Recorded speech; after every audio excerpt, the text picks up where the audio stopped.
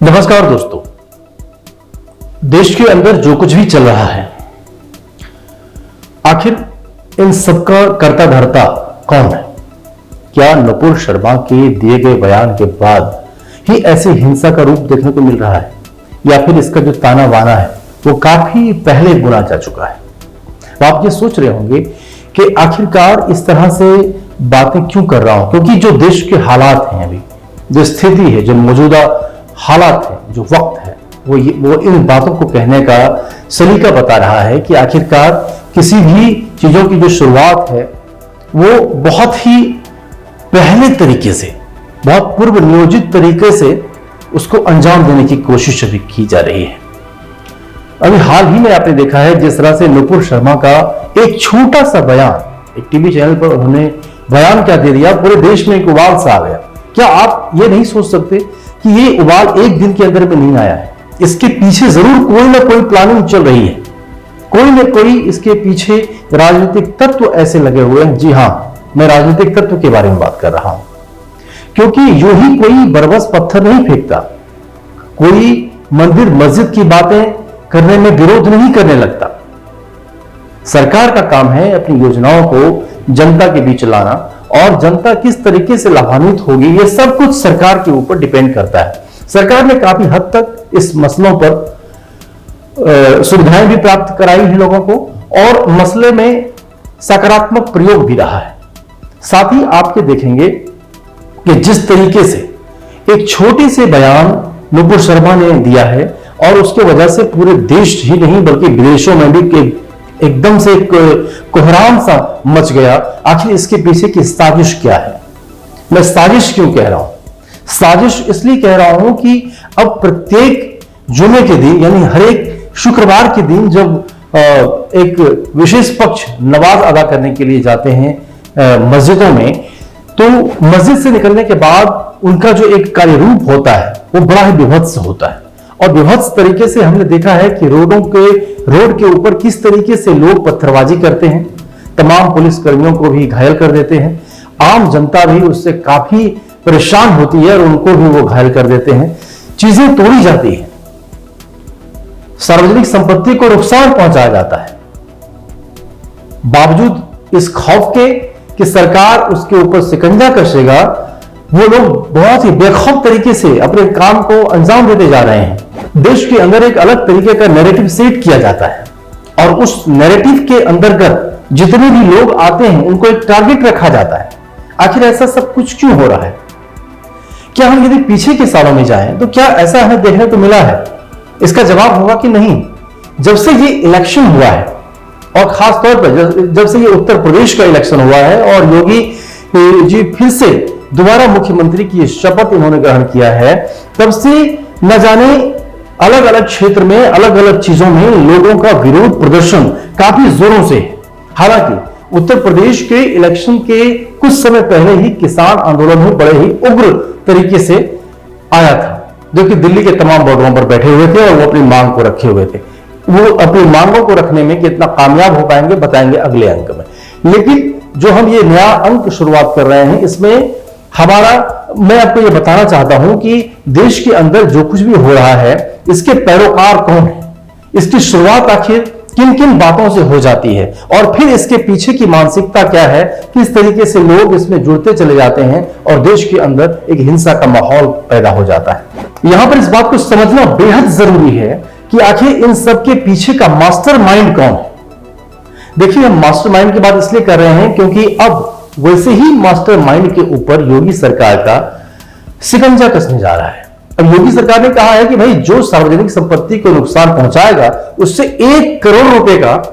वसूली की जाएगी। अब चाहे वो 1 करोड़ रुपए का उनकी औकात हो या ना हो,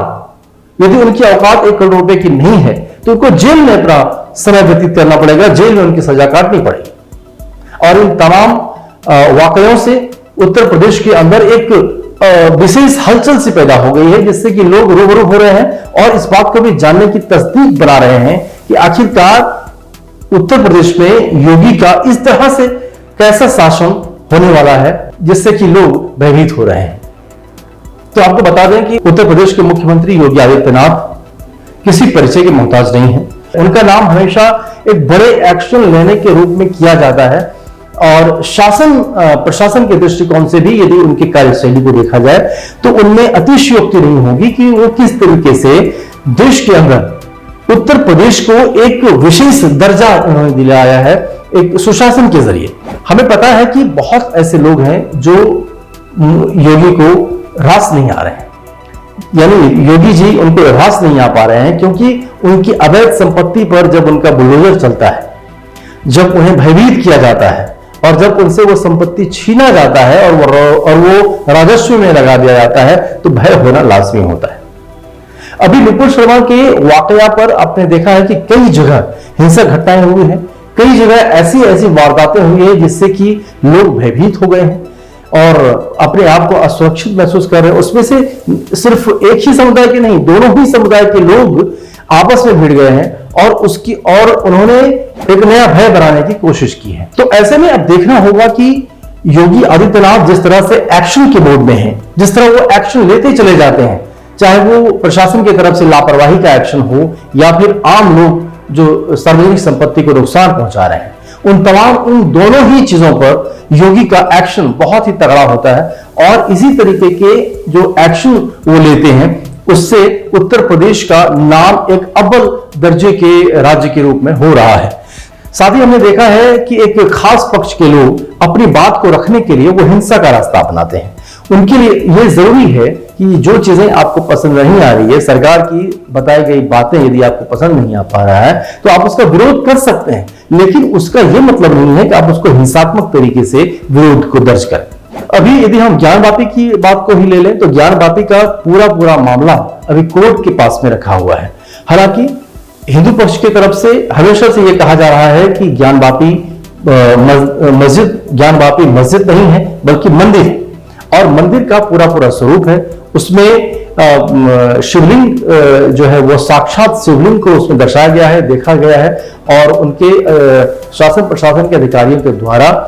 शिवलिंग को साफ कराया गया है तो वो साफ दिख रहा है कि ये शिवलिंग है। और साथ ही हमने देखा है कि जो नंदी का मुख है वो बिल्कुल शिव जी की तरफ है और आपने अक्सर देखा होगा जब भी आप मंदिरों में जाते हैं तो और खासतौर पर जब शिवालय में आप जाते हैं तो आपने देखा होगा कि जो नंदी का मुंह है वो हमेशा शिव जी की तरफ होता है। तो इससे दोनों ही बातें स्पष्ट होती है कि वहां पर शिवलिंग था जिस पर एक विशेष समुदाय के लोग वजू के रूप में उसको इस्तेमाल करते थे और वहां पर खासा गंदगी का एक माहौल बना हुआ था जिसको हिंदू समुदाय के लोगों ने मिलकर ये बात अपनी रखी और कोर्ट में इस बात को रखा गया है और कोर्ट ने भी उसके ऊपर आदेश दिया है कि अब वहां पर किसी प्रकार की गंदगी ना फैलाई जाए। खासतौर पे आज जो हम चर्चा कर रहे हैं नुपुर शर्मा के बयान। नुपुर शर्मा के बयान से जहां एक तरफ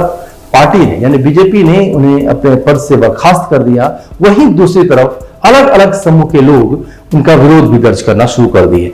यदि हम शुरुआती दौर की बात करें तो शुरुआती दौर में सभी लोग यानी 57 कंट्री के लोग नुपुर शर्मा के बयानों का विरोध कर रहे थे, लेकिन अब वही कंट्री जब धीरे धीरे उनको ये असर पड़ रहा है, जब उनको ये सुनाई पड़ रहा है कि खुद ही पार्टी ने उनको निष्कासित कर दिया है और उनके ऊपर एक्शन लेने के मूड में है, तो सभी देश एक होकर भारत की तरफ देख रहे हैं और हमेशा से वो इस बात को मानते हैं कि जब योगी और मोदी की सरकार है तो वहां पर किसी भी प्रकार की कोई अनिश्चितता वाली बात नहीं हो सकती है। फिलहाल इस अंक में बस इतना ही। आपसे फिर से हम मुखातिब होंगे, रूबरू होंगे, साथ ही कुछ और मसलों को लेकर आपके सामने उपस्थित होंगे।